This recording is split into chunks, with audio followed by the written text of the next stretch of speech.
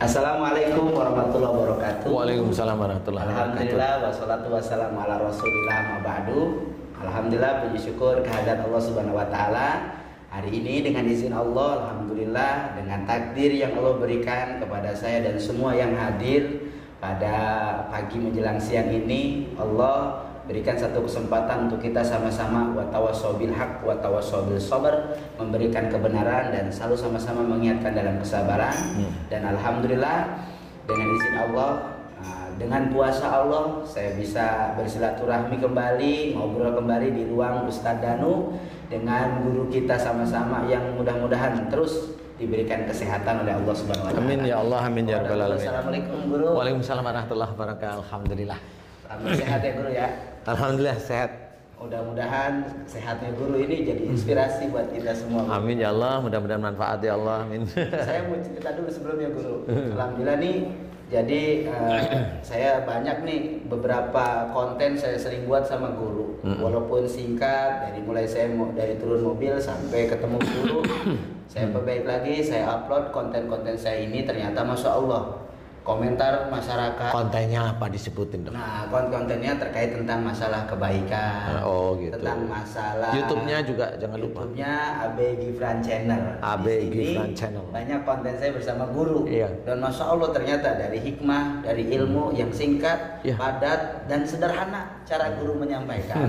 Ini sangat dimengerti oleh masyarakat. Alhamdulillah. Sehingganya ada banyak masuk guru komen-komen tuh, komen dari masyarakat. Nah, hari ini dengan izin Allah, mungkin saya juga akan menyampaikan pertanyaan-pertanyaan dari teman-teman yang ada di YouTube saya nih. Insya Allah hari ini salah satunya akan saya sampaikan kepada guru saya. Mudah-mudahan yang saya sampaikan mewakili dari semua para sahabat dimanapun berada. Ini bisa menjadi jawaban bagi kita semua. Mudah-mudahan untuk kita bisa terus memperbaiki iman kita, memperbaiki amin ya Allah. kita, amin amin ya kehidupan amin kita. Dan sebagaimana kata Rasul, baligu anni walau ayat, sampaikan walaupun satu kebaikan. Mudah-mudahan dari konten ini ada kebaikan yang banyak yang Allah kasih hidayah buat kita semua. Amin ya Allah. Ini guru. Ya. Jadi ada pertanyaan yang masuk ke kontennya YouTube saya. Iya. Pertanyaannya begini. Bagaimana pentingnya seseorang itu bisa menata hati? Kenapa dia bilang begitu guru? Karena ada satu cerita nih, si pelaku ini dia yang merasakan guru. Jadi dia selalu ibadah, dia sholat, dia baca Quran, pokoknya dia ibadah. Tapi di balik ibadah dia itu ternyata dia ada ujian guru. Di balik ibadah dia ada kesusahan, ada ujian, ada macam-macam masalah sehingga jalan yang dia lakukan adalah ibadah. Tapi ternyata dalam perjalanan itu dia melihat di satu sisi kasus guru. Ada orang yang dia kenal, dia tahu persis orang itu nggak ibadah, nggak sholat, nggak ngapa-ngapain, tapi secara duniawinya orang itu kaya bu. Oh rezekinya, ya, hartanya maksudnya secara ya. hartanya kaya, secara hartanya berlimpah. Sampai yang tadi ibadah ini berpikir, loh kok gue yang ibadah, gue yang sholat, gue yang melakukan kebaikan, tapi kok begini-gini aja, malah ujian makin banyak gitu guru. Nah yang jadi permasalahan, salah nggak dia di titik itu menyalahkan Allah? Dia ibadah kok tapi tetap diuji. Intinya ibadah, kalau menyalahkan Allah kayaknya belum ya atau enggak ya. Tapi kenapa yang dia ibadah kok begitu-begitu aja atau ujiannya lebih berat ya, betul. Nah di sangkaan dia kedua, kok itu orang nggak ibadah tapi dia dikasih nikmat. Siapa di antara ini yang salah guru nih? Iya. Sebenarnya kalau di titik siapa di antara kedua yang salah, dua-duanya salah. Kalau pertanyaannya salah, dua-duanya salah. Cuma salah ini kan nggak bisa langsung salah semua terus hasilnya nol semua, kan nggak bisa seperti itu. Kalau pertanyaannya kenapa dia yang tidak ibadah, saya ibadah, sana diberi rezeki dalam bentuk harta yang banyak, saya kok kelihatannya kesulitan, kan gitu nih. Bener. Nah kalau pertanyaan dia di titik itu pertanyaan yang salah. Karena berarti dia membenturkan orang tersebut, membenturkan atau saudara kita itu membenturkan ibadahnya dengan duniawi. Padahal tidak ada yang saya amati itu sholat itu bisa menjadikan orang kaya, ndak ada. Oh, jadi ibadah itu terpisah antara dunia. Terpisah dengan dunia, makanya ada doa. Paham ya? Ada ibadah untuk itu bisa menjadikan salah satu terkabulnya doa kita, terkabul ya, salah satu terkabul ada doa. Doa nanti di breakdown itu macam-macam. Doa ini mau dikabulkan dilihat oleh Allah Ta'ala. Wa yastajibul ladzina amanu wa amilus shalihat. Allah akan mengabulkan doa orang yang beriman serta mengerjakan amal yang soleh. Jelas ya? Nah, apakah kalau kita mau berpikir sendiri melihat malu kita, apakah dengan kita itu tahu bahwa Allah akan mengabulkan doa kita jika kita iman kita bagus, kemudian amal soleh kita itu besar? Dari ayat ini kita itu harus paham, bukan mau sedih atau mau bahagia, harus pahami dulu bahwasanya seseorang yang mau dikabulkan oleh Allah Ta'ala, sebagian dari doanya harus melalui tahap itu. Oh, ada tahapan. Ada tahapan, imannya dia harus bagus ya. Kemudian amal solehnya juga cukup besar di hadapan Allah Ta'ala. Nah, tahapan ini tidak hanya cuma itu aja. Orang yang beriman kepada Allah Ta'ala, tahapannya nggak cuma saya iman pada Allah, Allah sebagai khalik saya makhluknya. Saya iman kepada malaikat yang menyampaikan sesuatu kepada manusia, dari Allah pada manusia, dari Allah pada nabi atau rasul. Enggak seperti itu. Iman itu banyak yang harus diketahui. Contoh, iman kepada takdir. Kan gitu deh. Qadar nih. Nah, ini mulai takdir nih. Jadi mulai kita fokus ke satu titik nih. Seseorang kalau dia melihat takdir seseorang, saudara kita melihat takdir saudara kita yang menurut saudara kita itu ibadahnya kurang bagus, dia menganggap Allah itu memberikan sesuatu berlebih, beliau harus memahami bahwa itu istijrad dari Allah Ta'ala. Harus difahami dulu. Jadi istijrad itu apa, bro? Istijrad itu adalah kesenangan duniawi yang diberikan oleh Allah Ta'ala terus menerus tanpa dibarengi dengan iman. Tanpa dibarengi dengan iman dan amal soleh lah istilahnya. Itu istijrad. Jadi apa itu termasuk ujian berarti? Itu ujian. Oh, iya. Itu tetap ujian. Karena orang yang istijrad itu pasti nanti ini kalau nggak ada saya nggak akan bisa seperti ini. Nah, orang istijrad itu begitu-begitu. Ya. Jadi kadang nih guru, mohon maaf, karena posisi dia kaya, punya segalanya dalam ukuran dunia, sehingganya ada nggak orang yang punya ukuran dunia yang luas itu, kecenderungan mereka itu kadang benar sendiri dan gampang mengecilkan orang lain. Biasanya seperti itu banyak sekali.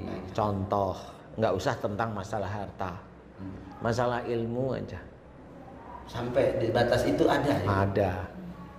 Ilmu aja Allah menitipkan kepada kita untuk dakwah, itu ilmunya siapa? Ilmunya Allah. Ilmunya Allah, betul ya? Betul. Kita dititipin. Kemudian kita bisa berdakwah. Dari kita diberi kepandaian, kemudian kita bisa berdakwah. Kita bisa berdakwah. Jadi beda lagi nih. Ada ilmu yang kita dapatkan, kemudian kita bisa berdakwah. Bisa berdakwah itu atas izin siapa? Izin Allah. Ilmu dititipi oleh Allah.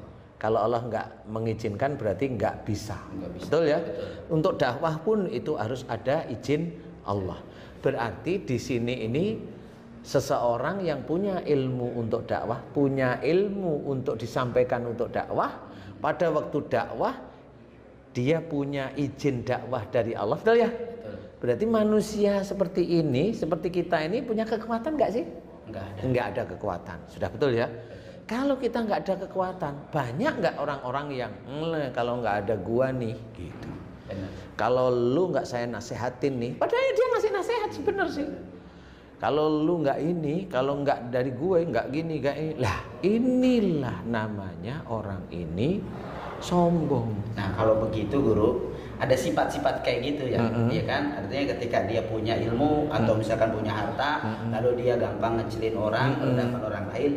Yang jadi pertanyaan, apakah itu karakter ataukah itu ada kontaminasi makhluk jin yang lain?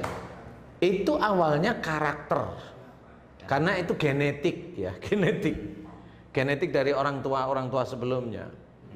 Jadi kalau itu karakter itu ditunggangi oleh jin sebenarnya. Jadi karakter itu ditunggangi oleh jin. Makanya ada Islam itu yang namanya rahmatan lil alamin itu harus difahami. Bahwa Islam itu untuk menjadikan rahmat bagi seluruh alam. Nah, kalau sudah rahmat bagi seluruh alam berarti sesuatu yang baik. Kalau ada karakter tidak baik berarti itu bukan karakter Islami. Betul ya? Nah, kalau tidak ada karakter Islami berarti ada makhluk lain di luar setan, yang ringan aja jin. Insya Allah ada karakter emosional Jin. itu dari bapaknya, ibunya yang emosional, dari mbahnya emosional, dia melakukan emosional. Itu bapak ibunya dari si anak yang emosional. Besok bapak ibu itu bertanggung jawab dia terhadap kenapa anakmu itu marah terus, nggak tahu. Padahal dia orang tuanya sebelum si anak ini lahir ke dunia, dia emosional terus. Dan itulah pertanggungjawaban ayah dan ibunya. Makanya dalam Quran diceritakan ku anfusakum wa ahlikum naro. Jagalah dirimu nih. Seorang yang belum nikah dari api neraka. Benar ya? Berarti kita menjaga untuk tidak emosional. Emosional itu kemana aja loh, nggak harus ketemu sama orang marah, enggak. Orang ketemu jin ngeyel dia marah loh, sama itu juga emosional namanya. Kalau ngobatin orang dibacain dia nggak mau keluar dia maki-maki, loh sama itu emosi namanya. Itu karakter, itu bukan karakter Islami. Jadi kalau ada orang merasa benar sendiri, merasa soleh, merasa paling di atas orang lain, berarti ini karakter yang salah. Dalam Islam tidak begitu. Karakter dalam Islam yang baik tawadu, loh kan jelas. Karena mungkin nggak bisa nggak dulu kalau kayak begitu itu karena mereka tidak menyadari bahwa semua itu adalah titipan dari Allah. Bisa nggak arah ke situ? Kalau dia tidak menyadari, kalau dia bukan seorang Muslim yang taat, dia jarang datang ke pengajian, dia bukan seorang mubaligh atau seorang ustadz atau seorang ulama, ya masih mending. Tapi dia tahu bahwa apa yang dikerjakan itu sebenarnya salah. Lebih berat berarti. Apa yang dikerjakan? Makanya dia tahu sebenarnya marah itu tahu. Kalau coba siapapun ditanya, emang marah itu benar nggak sih? Wow, saya tanya aja benar apa? Nggak hanya itu dulu aja. Oh, masalahnya saya diginiin. Oh, kalau saya diginiin, ayatnya jelas ada. Kenapa Allah menyuruh memaafkan kesalahan orang lain? Kenapa Allah menyuruh mendoakan kesalahan dan dosa-dosa orang lain? Itu kan gaya Allah. Itu kan gaya Rasul. Kenapa kita itu tidak mau? Kenapa kita menolak? Berarti di titik itu kembali lagi kita mengelola hati berarti ya? Iya. Jadi pertanyaan lagi guru, nyambung dari awal nih. Gimana nih ketika orang nih sudah diuji sama Allah, terus dia kan banyak masalah, masalahnya nggak kunjung selesai, akhirnya dia ibadah. Nah, dengan proses perjalanan waktu sebelum masalah dia ibadahnya bolong-bolong gitu mas? Oke.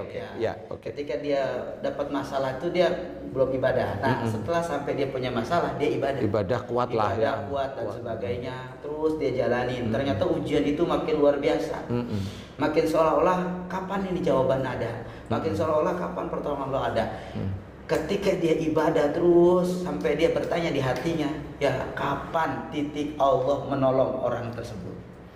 Kapan guru?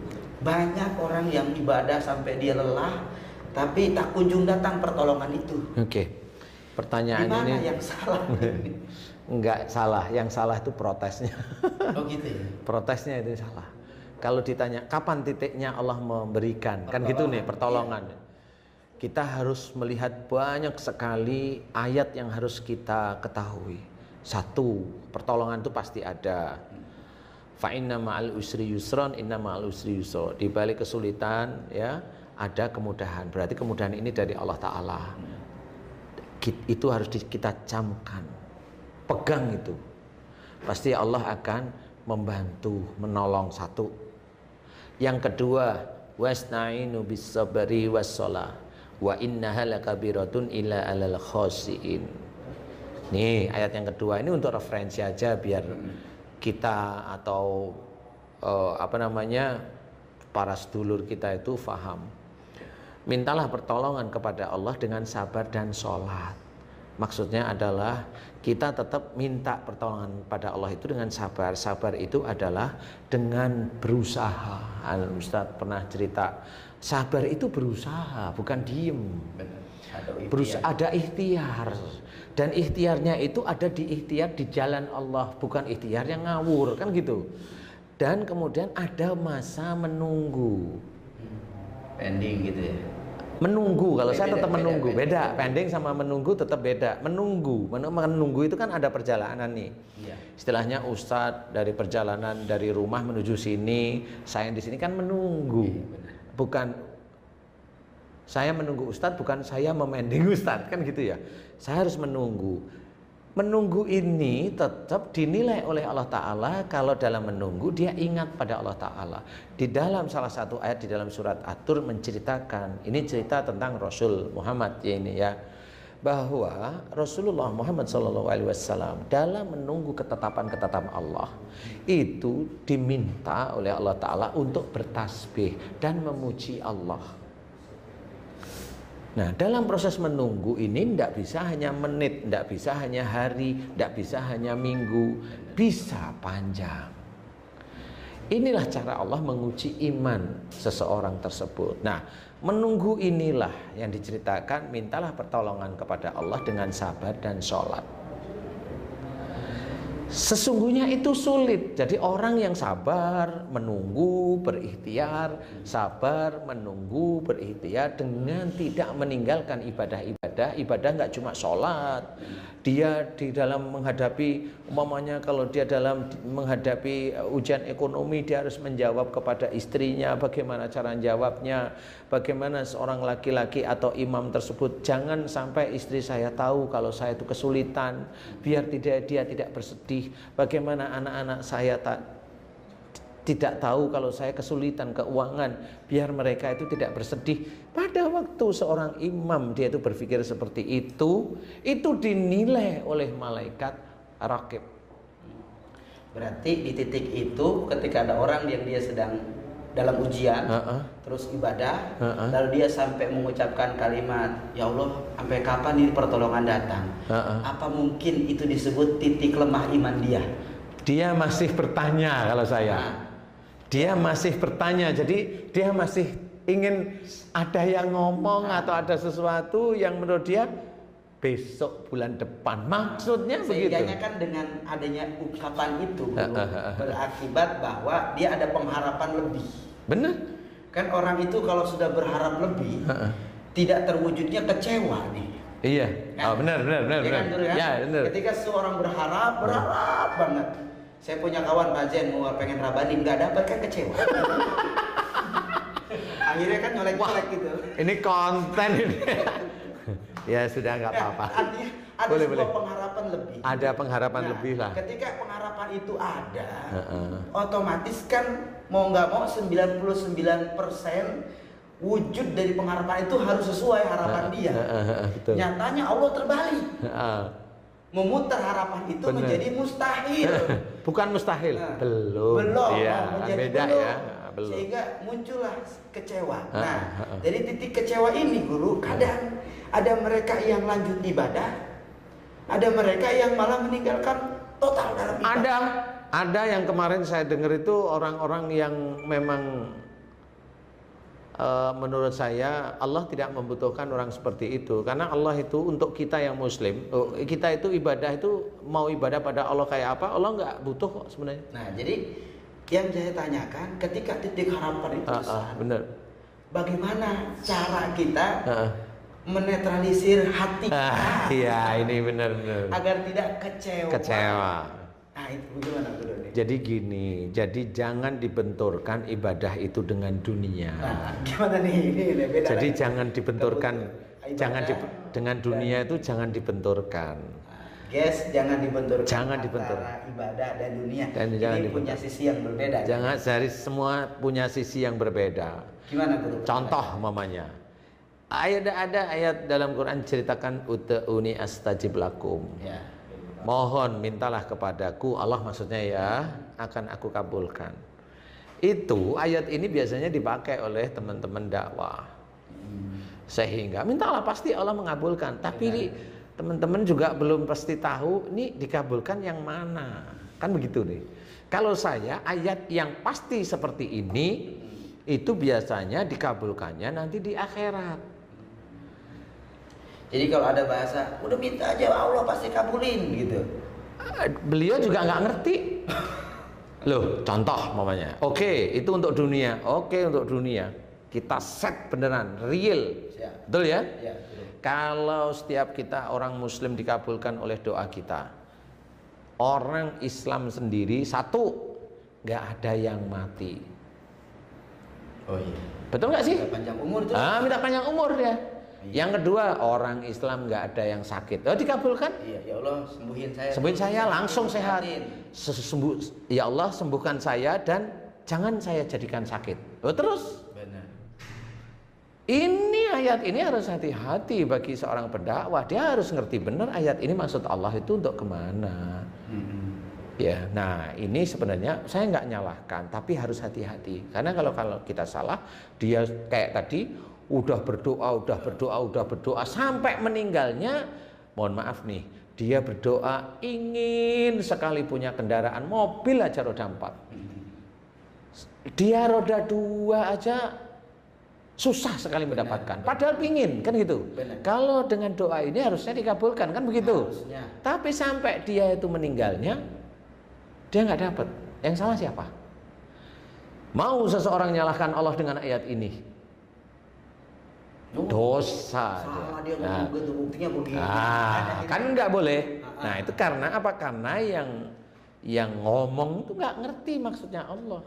Maksudnya ud'uni astajib lakum ini adalah berdoa boleh, Allah mengabulkannya. Insya Allah kalau Allah berani mengabulkan itu adalah orang muslim dan dia taat, dan itu akan salah satunya yang jelas dikabulkan itu pasti di akhirat.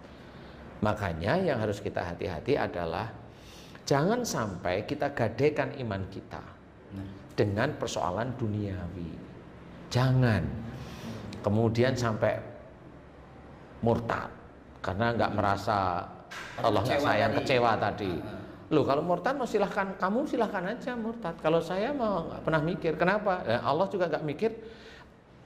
Allah itu terhadap orang yang beriman, sholat, dia beramal soleh, Allah itu nggak gubris kalau hanya untuk masalah duniawi. Jadi yang digubris oleh Allah Ta'ala, yang dilihat oleh Allah Ta'ala itu ketaatan. Ketaatan itu mamanya kalau mohon belum dikabulkan, mohon belum dikabulkan, jangan mengeluh, itu kan taat namanya. Kalau nanti belum dikabulkan, ditunggu dengan sabar, nah itu kan taat namanya. Kalau mamanya belum sampai titik mau meninggalnya, belum dikabulkan, tetap kita husnudzon pada Allah Ta'ala. Berarti ada sesuatu yang kurang di kita. Apa? Berarti kita itu belum bisa menjadi amanah kalau dikasih rezeki yang besar, banyak. Belum tentu. Kalau kita dikasih rezeki yang besar, bisa aja kita itu pelit umpamanya. Atau umpamanya dikasih rezeki yang besar, sebenarnya rezeki itu bisa aja untuk ya Allah, kata sebagian orang yang berdoa, aku kalau engkau kasih rezeki yang besar akan aku berikan ke yatim piatu. Tapi Allah tahu orang ini lupa, biasanya kalau udah punya sesuatu itu lupa, ya nggak dikasih-kasih walaupun dia itu bersumpah. Jadi, kadang banyak ngomongnya tuh kalau belum terjadi gitu. Iya. Kalau nanti begini saya akan begini. Iya. Kalau nanti saya punya ini saya akan nyantunin yatim. Iya. Akan bangun pesantren. Iya. Akan sodako dan sebagainya. Padahal Allah itu kan tahu isi hati mereka. Makanya nggak kadang Niat banyak yang sudah baik nih, Guru. Iya. yang terucap. Bagus, yang terucap. Yang terucap. Karena niat itu kadang-kadang nggak sama dengan ucapannya, nggak sama sudah dengan hatinya. nggak sama dengan Jadi hatinya. kalau misalkan tidak terkabul, bukan berarti doanya yang salah, karena Allah tahu hatinya. Gitu. Iya, itu maksud saya. Jadi Allah itu tahu hatinya, makanya sampai kapanpun kok belum dikabulkan, karena tahu hatimu seberapa, imanmu seberapa. Itu kalau kamu dikasih rezeki, istrimu itu bisa kabur, padahal istrimu itu cukup lumayan baik ibadahnya. Seperti itu. Nanti kalau dikenalkan dengan harta ini, istrimu begini. Kalau kamu seperti ini, dikasih harta seperti ini, kamu belum tentu bisa menjaga keluargamu dari api neraka. Loh, itu kan kalau dijelaskan kan seperti itu. Itu makna menata hatinya memang di situ. Lah kalau umpamanya ustadz, karakternya baik, sopan santun kemana aja, ke teman-temannya, ke gurunya, ke siapapun orang, nggak melihat. Kemudian ke situ aja, enggak. Ke istrinya, ke keluarganya, sopan santun enggak. Istrinya bagaimana? Istrinya itu mamanya ada di bawah levelnya, agamanya mamanya di bawah ustadz.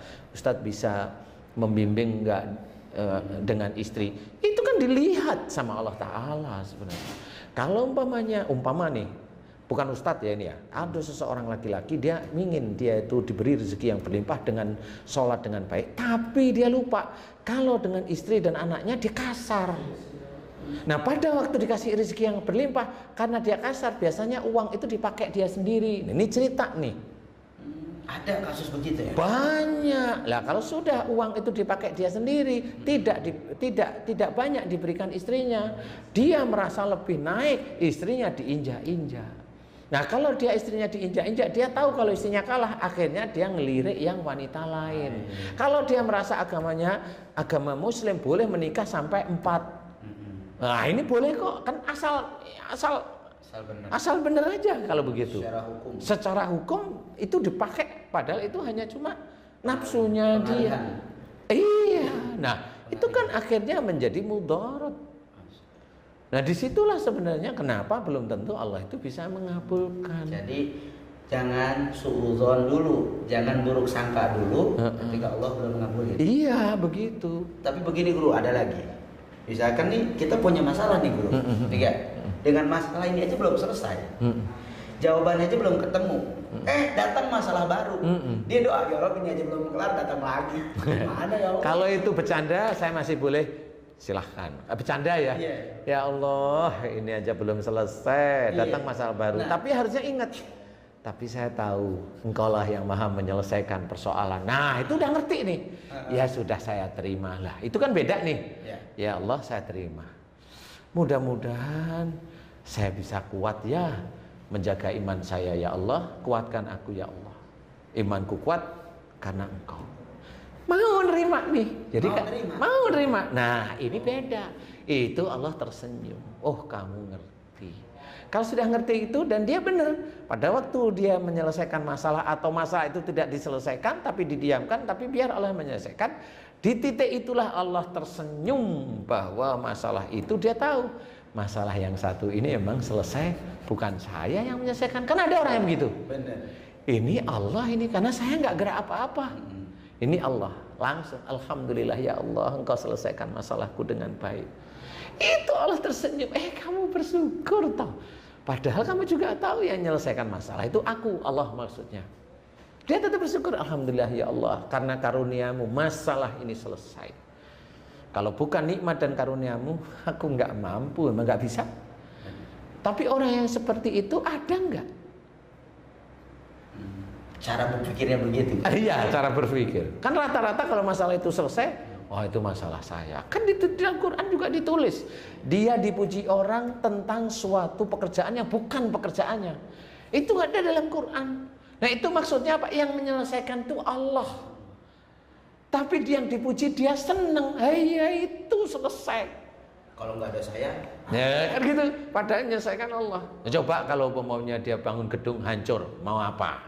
Dia pasti cari kesalahan ke anak buahnya. Kan begitu nih orang.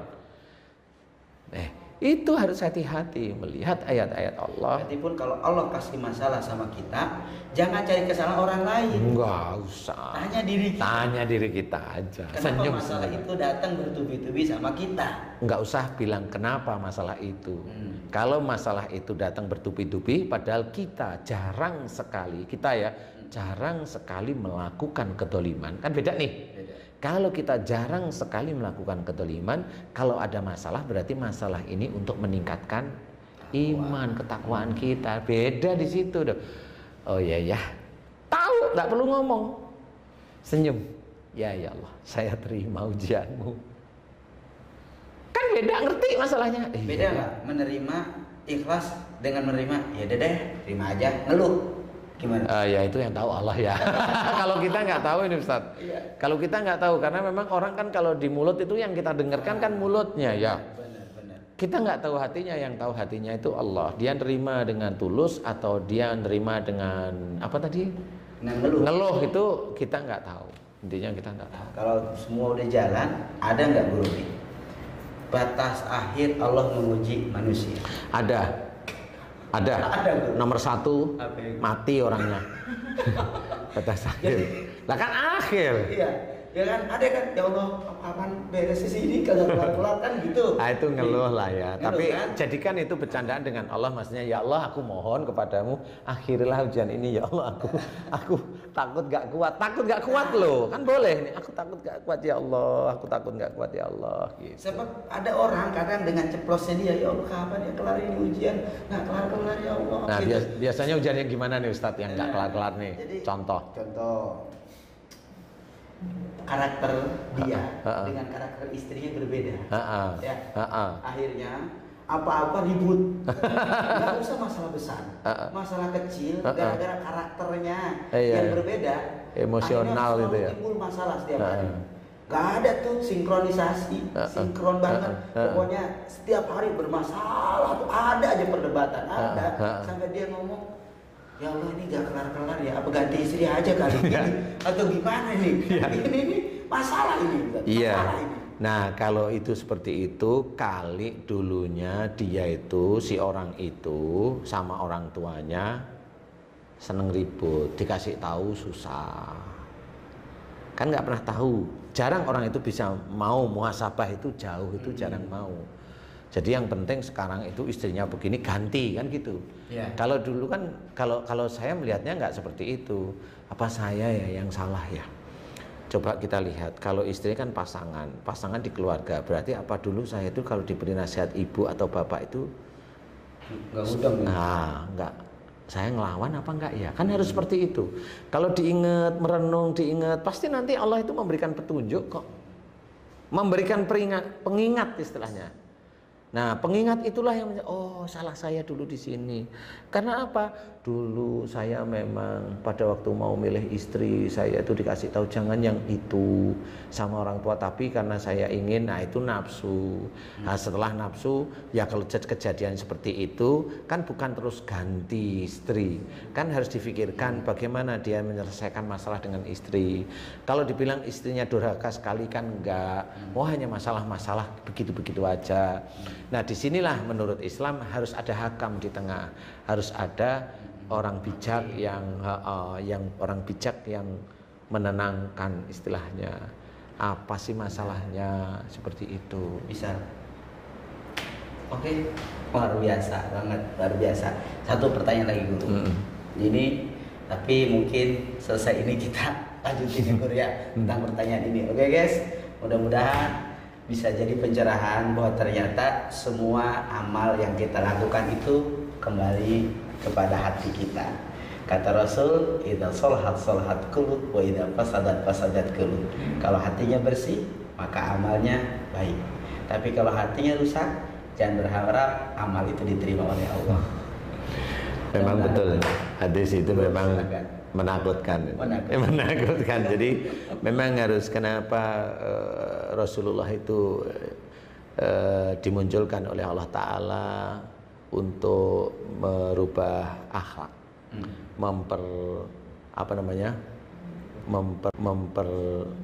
memperbaiki akhlak.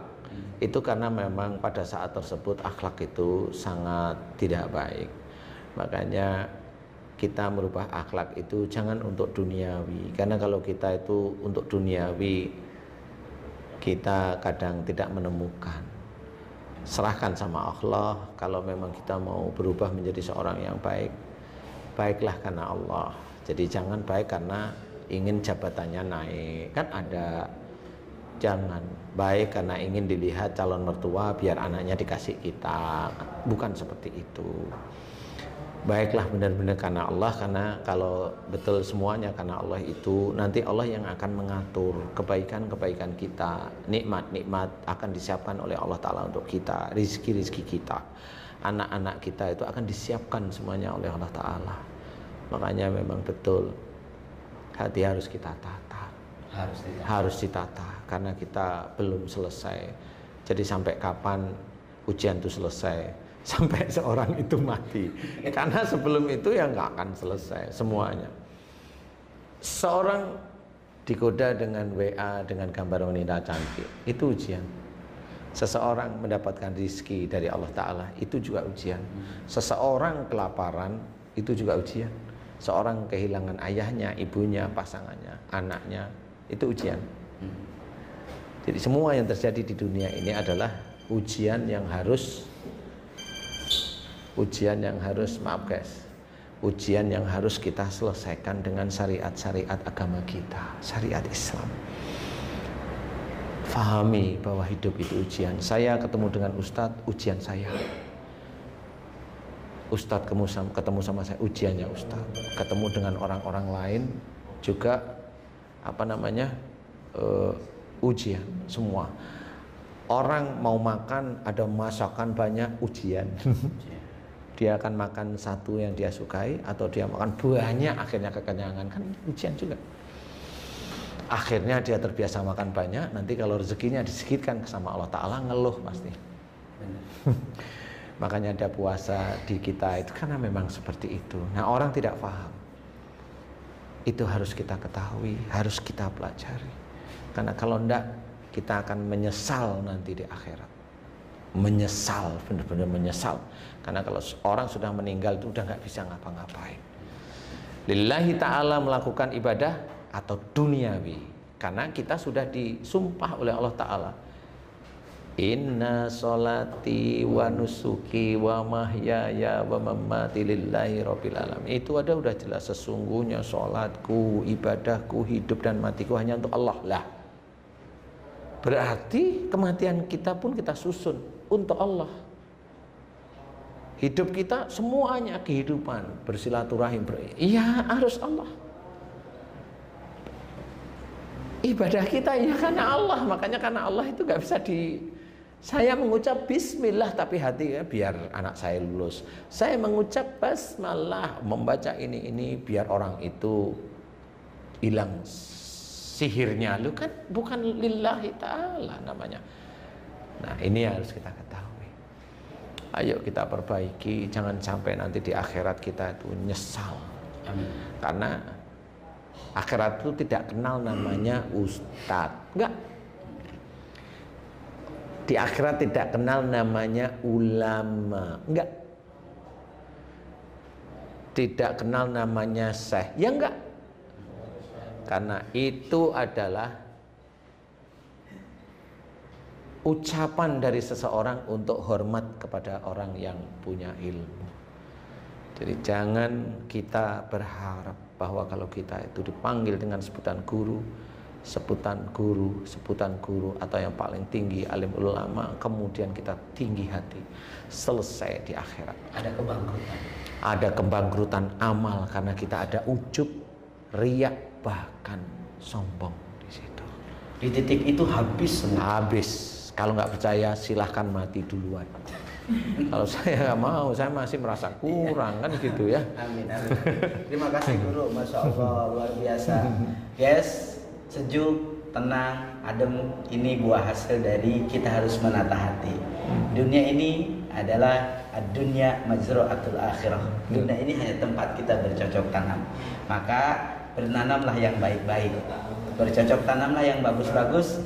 Jadi kalau pengen panennya nanti di akhirat bagus, saat ini harus kita tanam yang baik. Mudah-mudahan ada manfaatnya. Saya Ustaz Habib Gifran dan guru saya Ustaz Danu. Jangan lupa like, share, and subscribe serta komen channel YouTube Ustaz Danu Official channel dan YouTube saya Habib Gifran channel. Mudah-mudahan ini bisa memberikan kebaikan buat kita. Amin ya Allah, amin ya rabbal alamin. Assalamualaikum warahmatullahi wabarakatuh. Waalaikumsalam warahmatullahi wabarakatuh.